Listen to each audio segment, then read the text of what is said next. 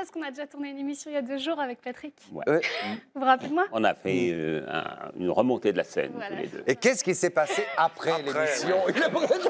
Est-ce que c'était mieux qu'avec Sharon Stone? La pauvre, elle va Elle est en avoir train un de rougir. bébé. Oh là là. Bonsoir à tous, bonsoir Patrick. Alias PPDA, vous étiez les initiales les plus célèbres de la télé et puis vous avez été détrôné par TPMP. Ah, ça doit vous faire de la peine de voir que maintenant le journalisme, c'est ça. Complicité, brushing impeccable, gestes chorégraphiés. On ne sait pas si c'est une interview présidentielle ou le documentaire Les Boys Band, 20 ans après, que sont-ils devenus?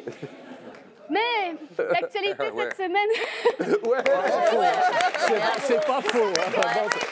C'est bien Ça vu. te fera plaisir. Mais l'actualité cette semaine, vous l'avez dit, c'est le bilan du Salon du Livre, plus 7% de fréquentation. Alors Patrick, vous êtes un homme de lettres et je vous le dis à chaque fois que je veux voir celle que je vous croise.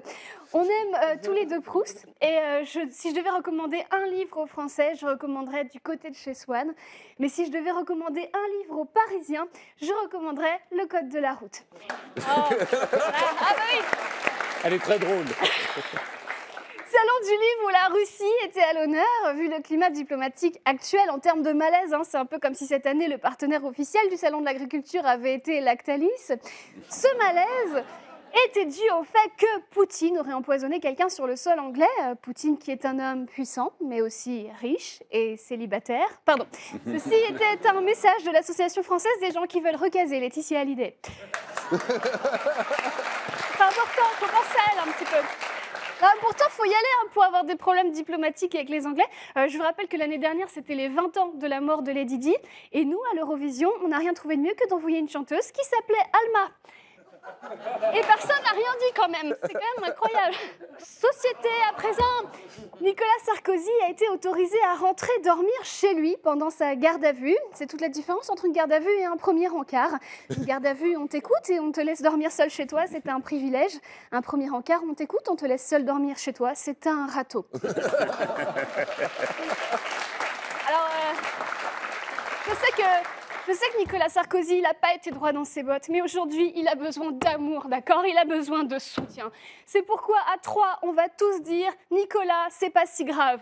1, 2, 3. Nicolas, c'est pas si grave de porter un bracelet électronique.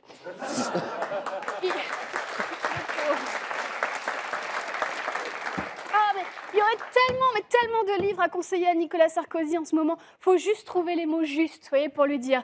Faut pas lui dire je te conseille ça parce que ça se lit bien. Lis bien. Tu sais, t'as compris, Josiane? Bon. Voilà. C'était les hormones déjà.